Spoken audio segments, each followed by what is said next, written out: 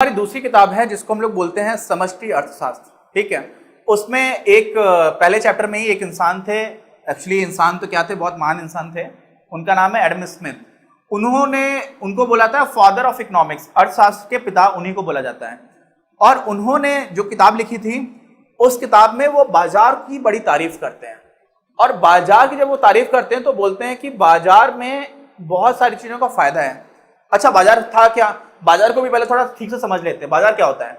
बाजार ये होता है कि जहां पर जो भी आर्थिक अभिकर्ता है, आर्थिक अभिकर्ता मतलब कोई खरीदने वाला है, कोई बेचने वाला है, जो भी आर्थिक अभिकर्ता है वो लोग निर्बाध रूप से, कोई उनको रोक टोक ना हो, कोई रोक टोक नहीं है। मैं कुछ खरीदना चाहता हूं, मेरे पास पैसे हैं तो मैं खरीद लूं, और जो बेचना चाहता है वो बेच ले। जैसे मान लीजिए ड्रग्स का बाजार है आजकल, है ना। मुझे कुछ ऐसी चीज चाहिए है जो लीगल नहीं है, इलीगल है, इलीगल मतलब समझ रहे हैं, जो गैर कानूनी है, और मुझे वो चाहिए, मेरे पास पैसा है, तो वो कानूनी रूप से तो आप बेच नहीं सकते हैं। तो इस तरह की चीजें जब खरीदी और बेची जाती है तो उसको बोलते हैं काला बाजार। क्यों? क्योंकि बेची तो वो भी जा रही है, खरीदी वो भी जा रही है, लेकिन उसको छिप करके किया जा रहा है, इसलिए वो काला बाजार हो जाता है ना। तो काला बाजारी का भी आप अर्थ समझिए।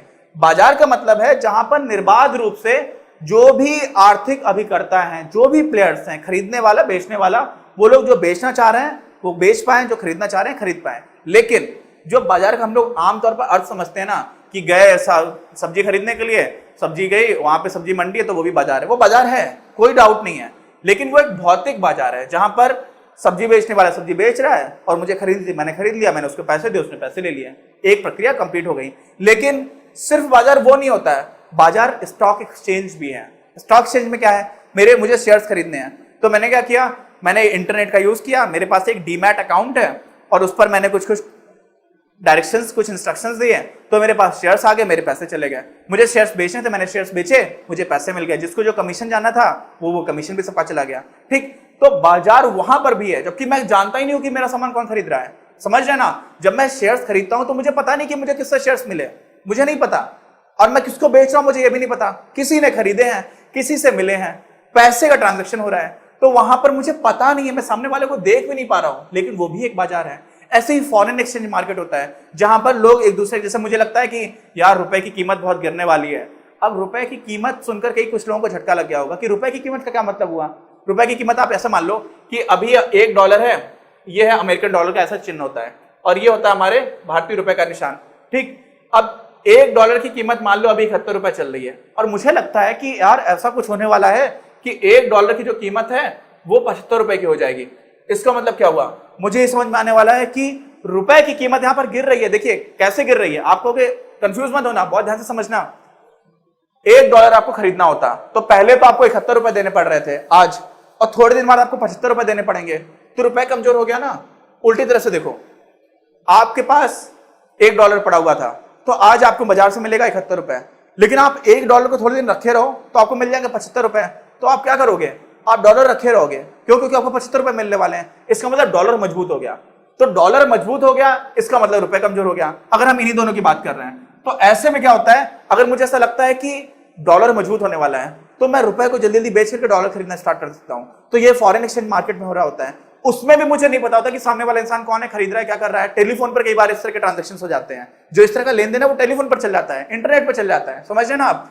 तो ऐसा जरूरी नहीं है कि यहां पर आपके सामने कोई हो। इसलिए बाजार अर्थव्यवस्था में बाजार का मतलब ये नहीं है कि सामने सामने लोग दिख रहे हो, ऐसा जरूरी नहीं है, लेन देन हो रहा हो वो महत्वपूर्ण है। ठीक, अब इस तरह के बाजार अर्थव्यवस्था की तारीफ जब उन्होंने की, किसने, एडम स्मिथ ने जब उन्होंने तारीफ की, तो वो ये बोलते हैं कि बाजार का जो सबसे बड़ा फायदा है वो पता है क्या है, कि लोगों की पसंद और नापसंद आपको अचानक से पता चलती रहती है। और क्यों पता चलती रहती है, क्योंकि वहां पर एक इनविजिबल हैंड होता है। क्या होता है, एक ऐसा हाथ आता है जो सारी चीजों को कोऑर्डिनेशन बना देता है। कोऑर्डिनेशन का मतलब क्या होता है, समन्वय।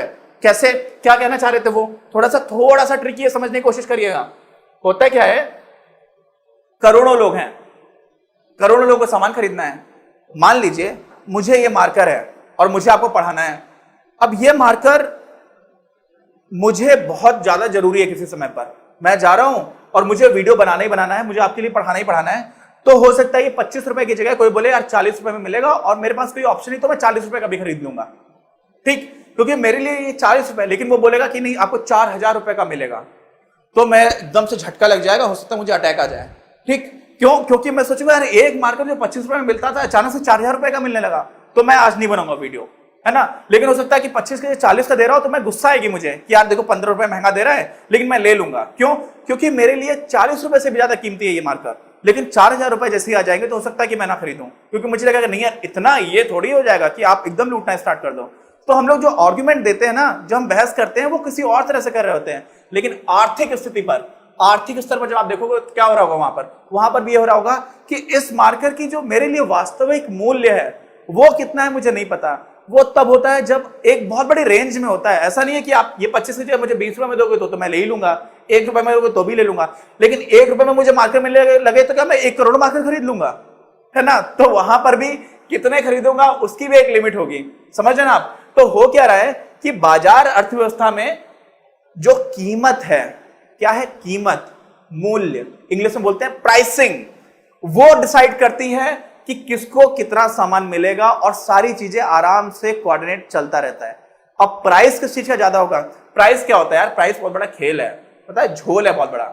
समाज निर्धारित करता है कि किस चीज का कितना प्राइस होगा। समाज। आप कहेंगे ये कैसे बात बोल रहे हो? हीरा जानते हैं? हीरा, इसको बोलते हैं डायमंड वाटर पैराडॉक्स। हीरे का क्या करोगे यार? खाओगे? खाओगे तो मर भी सकते हो ना। हीरा खाने से, मुंह में रखने से ऐसा होता है कि डेथ भी हो सकती है, ऐसा मैंने सुना है। मैंने कभी ऐसा देखा नहीं है, लेकिन आप खाना नहीं अगर मिल जाए कभी, ठीक है। दूसरा क्या होता है? पानी। पानी के बिना तो आपका जिंदा रहना बहुत ही मुश्किल है। हमारे एक बहुत महान क्रांतिकारी थे शहीद भगत सिंह, पानी तो पीते थे, लेकिन 116 दिन की भूख हड़ताल उन्होंने की थी। यहां पर क्या बात हो रही है कि पानी आपको नहीं मिलेगा तो आप 2 दिन, 3 दिन, 4 दिन, 5 दिन के बाद आपकी मृत्यु हो सकती है। तो पानी तो बहुत बहुमूल्य है, लेकिन पानी हमारे लिए इतना बहुमूल्य है और हीरे का कोई मूल्य नहीं है वास्तविक जीवन में मुझे जिंदा रहने के लिए। लेकिन हीरे की कीमत बहुत ज्यादा है और पानी की कोई कीमत नहीं है। समझिए, समझ रहे ना आप। तो होता क्या है कि आपके लिए वास्तव में जो चीजें बहुत महत्वपूर्ण है, जरूरी नहीं है कि वो बाजार में सस्ती मिल जाए या बाजार में महंगी मिले। कई बार तो ऐसा भी बोला जाता है कि जो चीजें वास्तव में बहुत जरूरी है ना, वो सारी की सारी चीजें बहुत सस्ती है।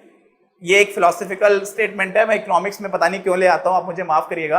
अगर आपको ये पसंद नहीं है तो मैं नहीं लेकर के आऊंगा। लेकिन आप सोचिए ना कि पानी आपको फ्री में मिल जाता है। बारिश का पानी आप मुंह खोल कर खड़े हो जाओगे, वो साफ होता है। स्टार्टिंग में पहली दूसरी बारिश में मत करना, और खासतौर से दिल्ली एनसीआर में रह रहे हो, यहाँ पर जहां पर बहुत पॉल्यूटेड शहर है, वहां पर तो बिल्कुल मत करना।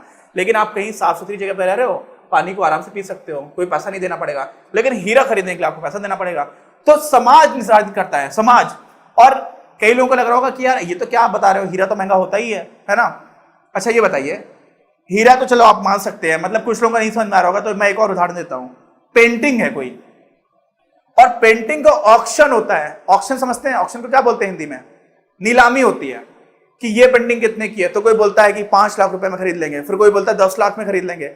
आपको समझ में नहीं आता कि इसमें ऐसा है क्या। अब इसमें कुछ भी नहीं है। उससे जुड़े हुए जो मार्केट में प्लेयर्स हैं, जो खरीदने वाले लोग हैं, वो उसकी कीमत निर्धारित कर रहे हैं। समझ रहे ना? खरीदने वाले लोग और बेचने वाले लोग वो कीमत निर्धारित करते हैं, और उन्हीं को मिलाकर के बोलते हैं समाज। तो एक बात आप समझ जाइए कि समाज में किसी भी चीज की जो कीमत है आमतौर पर वो समाज द्वारा निर्धारित होती है। उसकी कोई इनहेरेंट वैल्यू नहीं होती है ना। बहुत सारी चीजें जिनकी कोई आंतरिक कीमत नहीं होगी।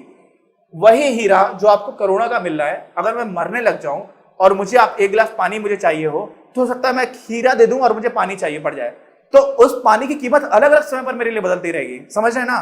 तो जो बाजार वाला खेल है ना, ये बड़ा खतरनाक भी है। इसमें कीमत जो है वो समन्वय बनाने का काम करती है, लेकिन साथ में उस समन्वय के साथ साथ इंसानों की इंसानियत भी बेची जा सकती है। होता है, बहुत सारे केसेस ऐसे होते हैं, मैं डिटेल में कभी आपको बताऊंगा। साथ में खतरा यह भी होता है कि किसी भी चीज की कीमत आपके लिए अलग अलग समय पर बदलती रहती है ना।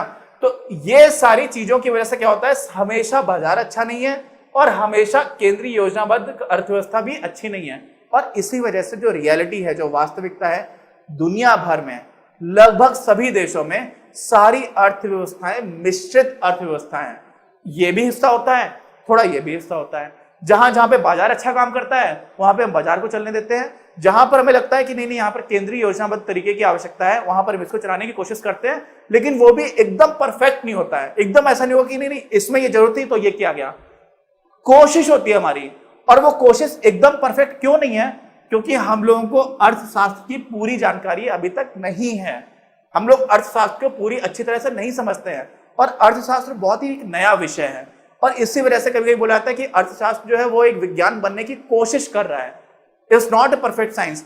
आपको पता है ये पेन है ना, यहां से यहां पर गिरा, किस रास्ते से गया, थोड़ा सा मैंने इसको ऐसे आगे से पुश किया हुआ था और कितनी देर में नीचे आया, और जब नीचे आया तो उसकी स्पीड कितनी थी मैं बता सकता हूं आपको। क्यों? क्योंकि भौतिकी विज्ञान में हम मुझको ये पढ़ाया गया है और भौतिकी विज्ञान के नियम हमेशा लागू हैं। लेकिन ये मार्कर मुझे कल दुकान पे कितने रुपए का मिलेगा मैं नहीं बता सकता आपको। समझ रहे ना? ये विज्ञान नहीं है पूरी तरह से। विज्ञान बनने की कोशिश कर रहा है कि हम यहां पर भी बता पाए, एग्जैक्टली बता पाए कि कहां पर क्या हो रहा है, कहां पर क्या नहीं हो रहा है। तो ये है अर्थशास्त्र का इतिहास और अर्थशास्त्र की समस्याएं। हमको सब कुछ नहीं पता है। अगर हमें सब कुछ पता होगा तो हम कह देंगे कि यहाँ पे बाजार अर्थव्यवस्था चलेगी और इस केस में केंद्रीय योजनाबद्ध अर्थव्यवस्था चलेगी। ठीक है, तो इस वजह से जो इसका बेसिक था वो हम लोगों ने पढ़ लिया है। हम मिलेंगे अपने अगले वीडियो में और इसी चैप्टर को कंटिन्यू करेंगे। अगर आपको ये वीडियो पसंद आया तो प्लीज इसे अपने दोस्तों के साथ शेयर करें, लाइक करें, आपके अपने चैनल अपनी क्लास को सब्सक्राइब करें और बेल आइकन को प्रेस करना ना भूलें। Thank you very much, have a nice day.